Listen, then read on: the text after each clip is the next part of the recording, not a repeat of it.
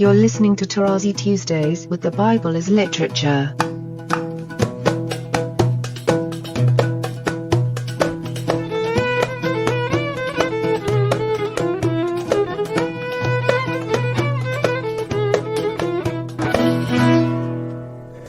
Hi, this is Father Mark Boulos, and you are listening to Tarazi Tuesdays with the Bible as Literature podcast. In this week's program, Father Paul wraps up his question and answer session on Genesis chapter 26. I am delighted to introduce Father Paul on the Bible as Literature podcast, Tarazi Tuesdays. So, Father, I'm grateful that you're reading Genesis because it reminds me that I shouldn't read only the prophets. Because when I read these verses, Judith, the daughter of Beri, I think that maybe Esau is the brother-in-law of Hosea, the prophet, who himself is also the son of Beri. I don't want to offend you because your book is going to be published, but the prophets are first-year seminary. Genesis is the second PhD. Okay, go ahead. And then when I see... But it is in the text. Okay, you see, someone like you, even if you missed it the first 20 times, at one point you are willing to concede.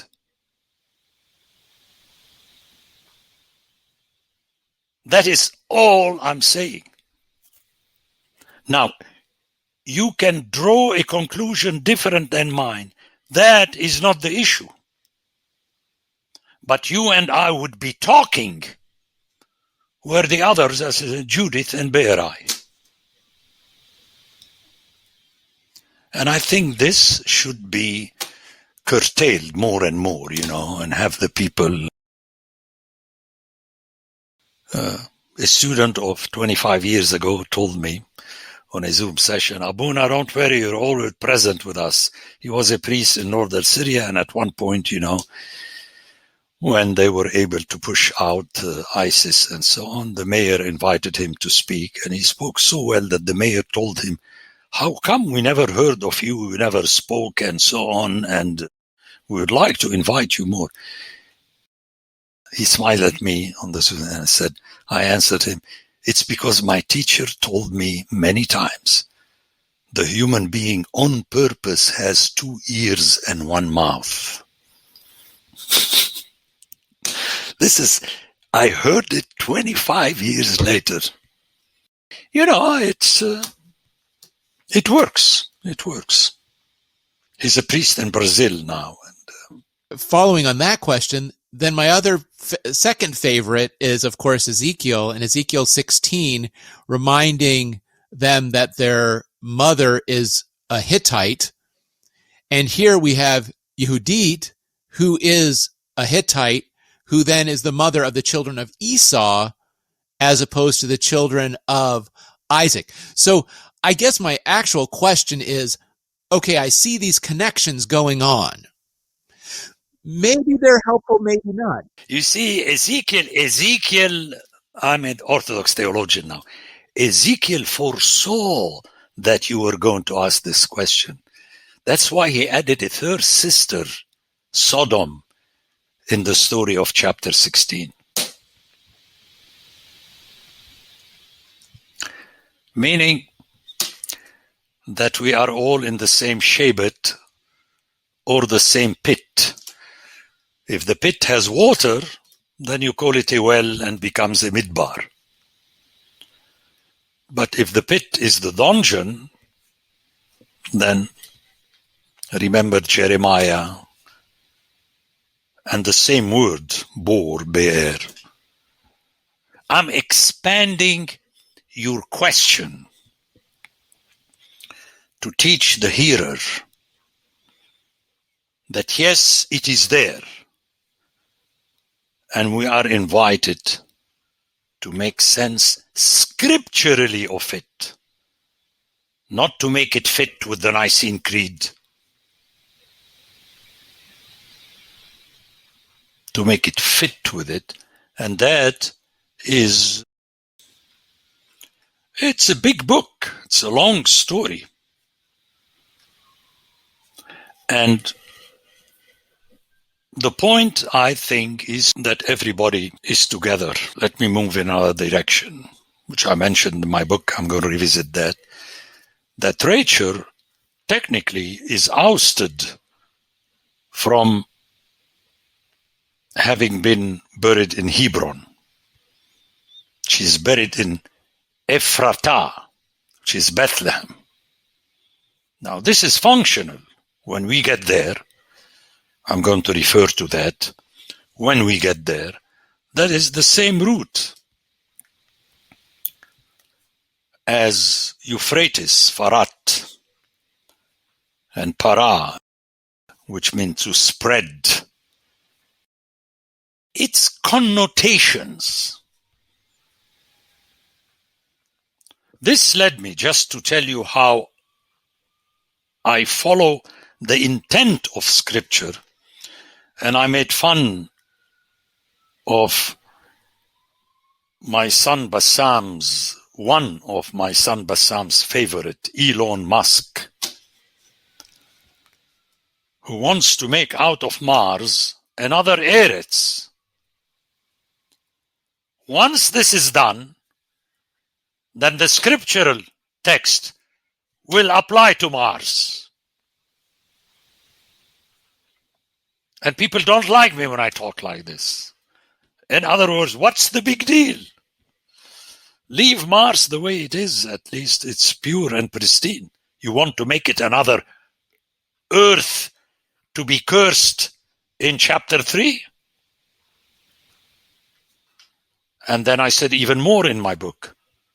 I said, if scripture would have been written after Elon Musk, I'm pretty sure, because I wrote scripture, the author would have had 2 gardens of Eden. One on Earth and one on Mars. And people don't like that. Yes, I'm pretty sure. Because his thesis is a proposition to all human beings, the way we know them.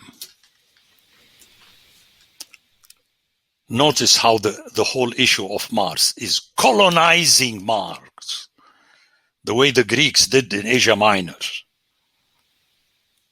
You're using words that have meanings.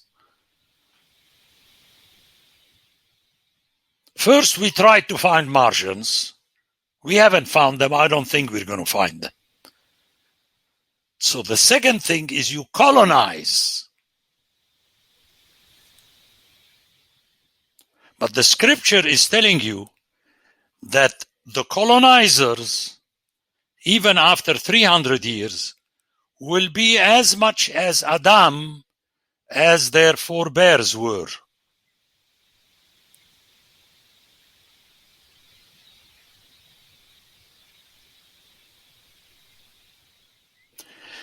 And the ending is the beginning of that, in its own way, the book of books, because he equalizes the ruach of the human being with the ruach of the behemah, of the beast. There is no difference between the two.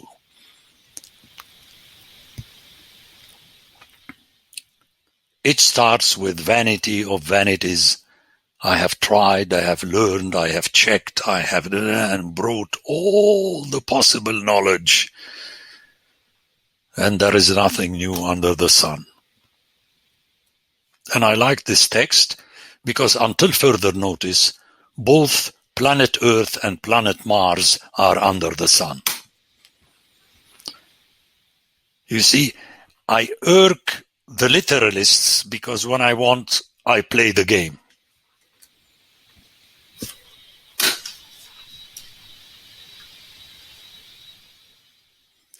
And that is something we have to, if we're convinced, the way I'm convinced, it has to be integrated in our mind, and then through our mind, our teaching, and not just as exotic thing. Like someone who works at St. Vladimir's told me that a top honcho at St. Vladimir's told him about the rise of Scripture already. So Father Paul found the code to figure out Scripture.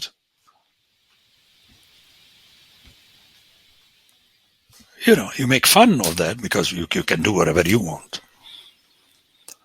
But hopefully more and more of our hearers would get serious, and I'm noticing that quite a few more and more are getting serious, and that's all I can hope for. But to change the configuration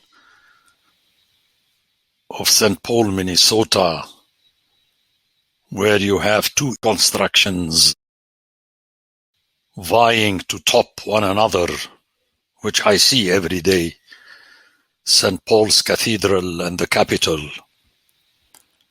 I mean, it's not going to happen.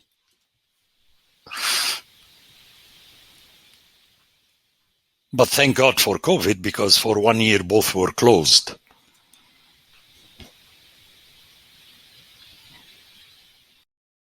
Yeah, friends, you know, I mean, that serious I am about the matter, which in Hebrew is the dabar. That serious I am. Okay, let's fill the time. I hate to use the word constructively because Mark would look at me, you just spoke against construction. Well, what can I do?